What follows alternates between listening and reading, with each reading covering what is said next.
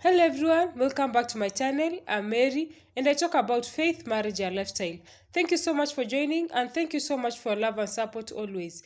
If you're new here, you are welcome and feel at home.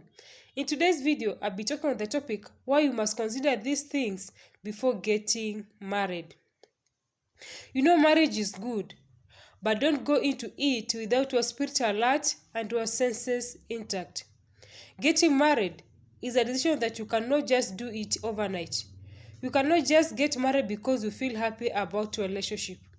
There are things you must consider as a single person before saying I do to anybody. A good marriage is largely dependent on whom you marry.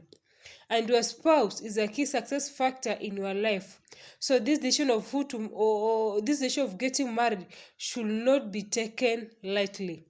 So whatever that I'm going to share in this video, I believe that you find it helpful.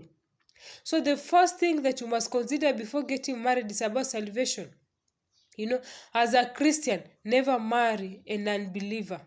It doesn't matter who the person is. It doesn't matter how beautiful or handsome the person is. Never marry an unbeliever. Never enter into a marriage relationship with someone who is not born again. Because as a Christian, you are light, and there is no business between light and darkness. Don't think that these things don't matter, but in future they will matter and you will regret for doing this mistake.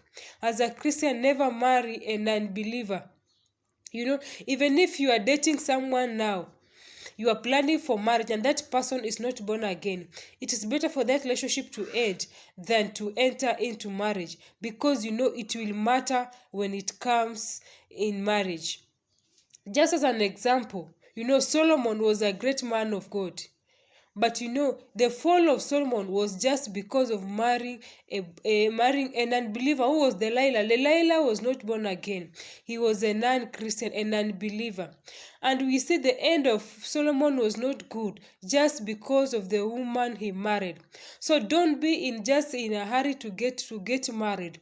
You must consider the salvation of a person. Consider his Christianity or her Christianity. Don't just be in a hurry to get married.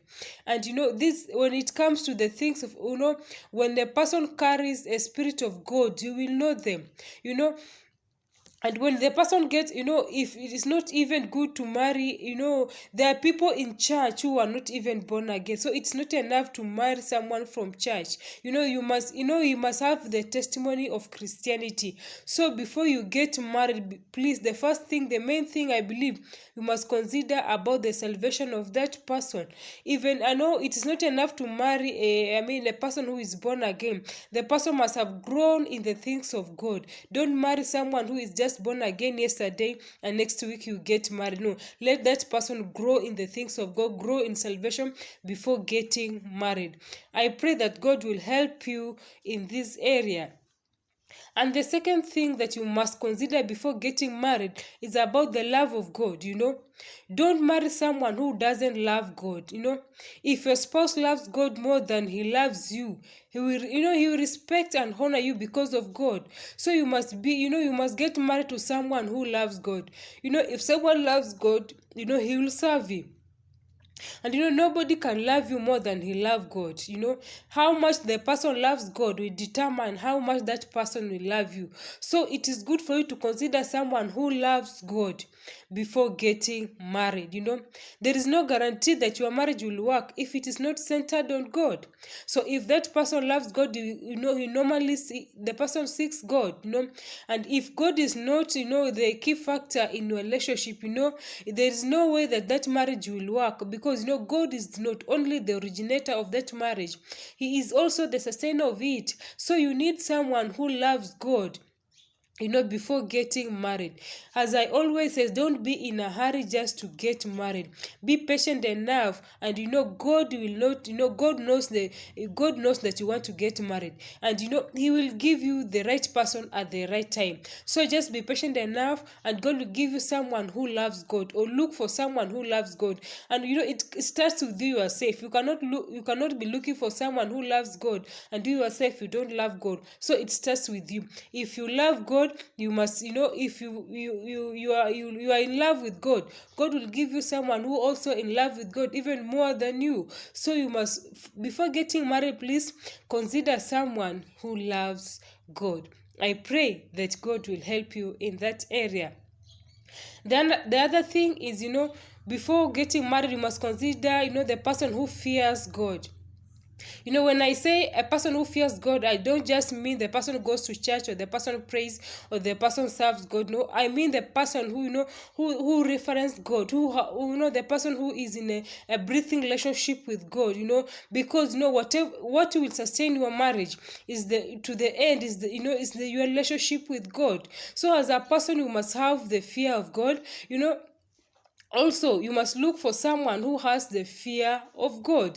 Just as an example in the Bible, Joseph, Joseph, it was the fear of God that caused Joseph not to fall, to fall for that woman, the woman that tried to, that his servant, that his boss, his boss wife. So, it is, as you're supposed to be, there are things he will not do for you, or do things, against you, because of the fear of God. So as a person, you must look for someone who fears of God, because that one is what will sustain your marriage. So I pray that you will find the person who fears God, and God will help you in this area.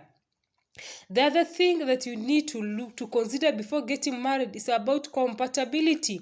It is not based, compatibility is not based on similarities. It simply means that both of you can get along. Two cannot work together if they are not in agreement. So as a single person, marry someone that you can get along with.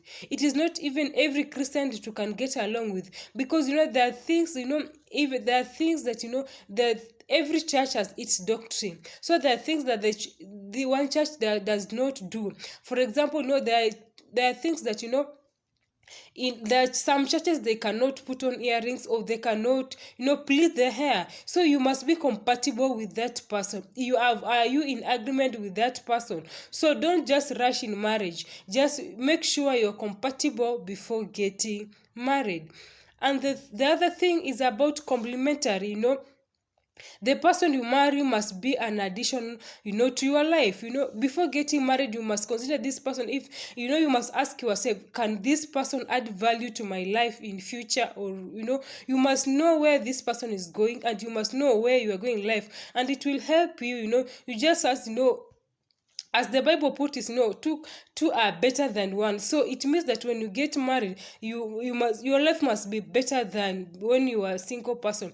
And this one will happen if two of you are complementary. So before you get married, consider someone who is who complements you. Don't just be in a rush to get married. Don't get married because your friends already get married, or you have some external pressure from your family or your parents. There are things you must consider, and the some of things that I've shared in this video, I believe that there are key things that you must consider before getting married. I believe that you have gotten something in this video, and I pray that this video is helpful. And for it to be helpful to you, you must put these things into work. So I believe that you do whatever that I've shared in this video for you to have a healthy relationship and a healthy marriage in future. Thank you so much for watching, and thank you so much for your time. If you've gotten something in this video, please consider giving this video a thumbs up, and also if you have not subscribed, just click on the bell. Click on the red button below the video to subscribe, and also click on that bell beside there, so that every time I upload a new video, you'll be among those that will be notified. And if you have anything that you want me to know, or you want me to do, kindly just comment in the comment box. Thank you so much for watching, and thank you so much for your time. See you in my next video. Bye.